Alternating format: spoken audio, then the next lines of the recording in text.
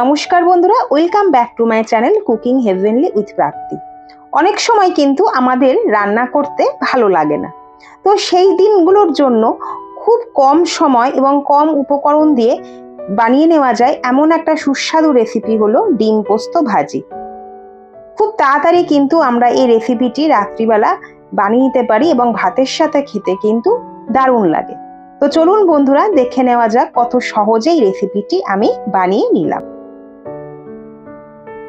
এর জন্য দুটো মাঝারি সাইজের পেঁয়াজকে কুচিয়ে নিয়েছি, আর নিয়েছি 4 চা চামচ মতো পোস্ত বাটা, নিয়েছি দুটো ফেটিয়ে রাখা ডিম, দুটো কাঁচা লঙ্কা আর 1 চামচ মতো গোটা জিরে। এবারে একটি পাত্র গরম করে নিয়ে আমি তাতে শুকনো খোলায় ভেজে নেব 1 চা চামচ পরিমাণে গোটা জিরে।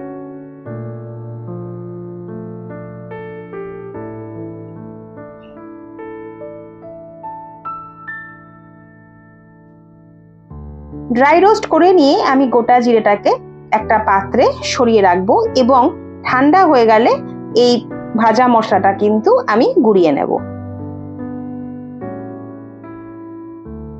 ওই পাত্রে এবারে কিছুটা পরিমাণ সর্ষের তেল আমি দিয়ে দিলাম। তেলটা ভালো মতো গরম হয়ে গেলে দিয়ে দেব কুচিয়ে রাখা পেঁয়াজ।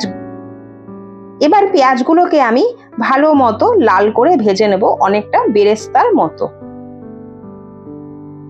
পেঁয়াজগুলোকে যাতে তাড়াতাড়ি ভাজা যায় সেই জন্য আমি এখানে দিয়ে দেব কিছুটা পরিমাণ লবণ।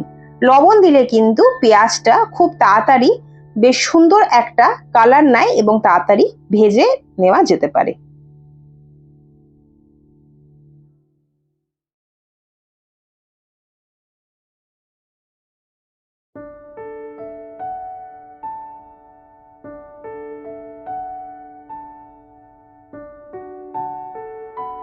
দেখুন আমাদের পেঁয়াজ কিন্তু একদম বেরেস্তার মতো করে ভেজে নেওয়া হয়ে গেছে।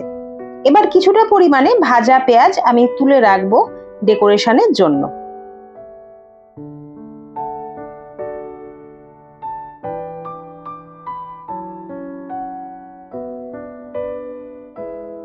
এখন ওই বাকি পেঁয়াজটাতে আমি দিয়ে দেব 4 চা চামচ পরিমাণে বেটে নেওয়া পোস্ত।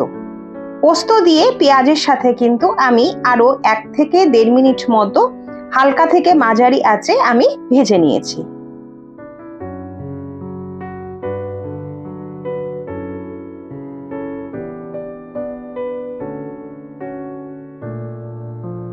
এখন ওতে দিয়ে দেব সামান্য পরিমাণে লবণ এবং হলুদ গুঁড়ো।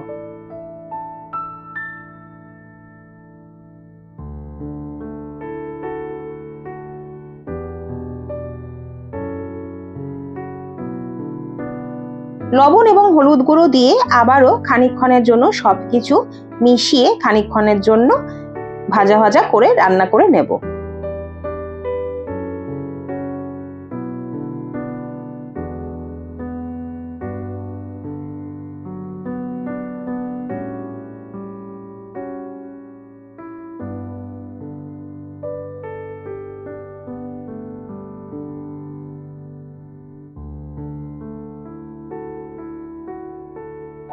এবারে সামান্য রং ধরে আসলে ওতে দিয়ে দেব 1/2 কাপ মতো জল।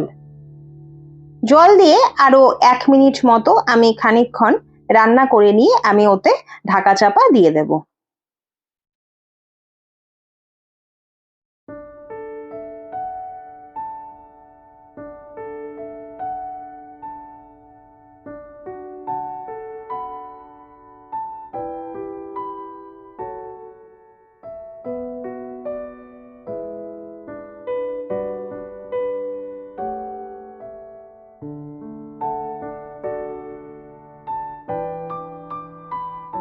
দেখুন জলটা কিন্তু অনেকটাই টেনে নিয়েছে এবং বাটা পোস্তটাও কিন্তু অনেকটাই রান্না করা হয়ে গেছে।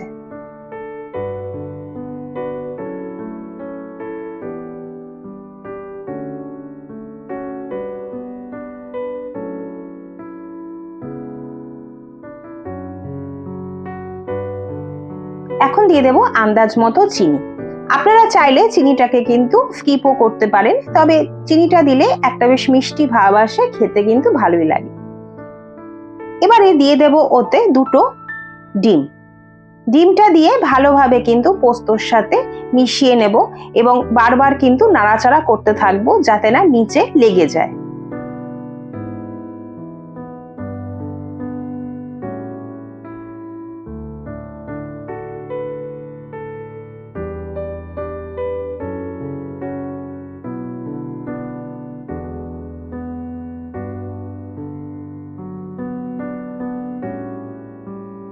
দেখুন ডিম আর পোস্তটা কিন্তু ভালোভাবে মিশে গেছে। এবারে ওপর থেকে দিয়ে দেব ভাজা জিরে গুঁড়ো মশলা আর দিয়ে দেব দুটো চিড়ে রাখা লঙ্কা। এবারে সবকিছুকে আবারও 1 মিনিট মতো মিশিয়ে হালকা আঁচে রান্না করে নেব।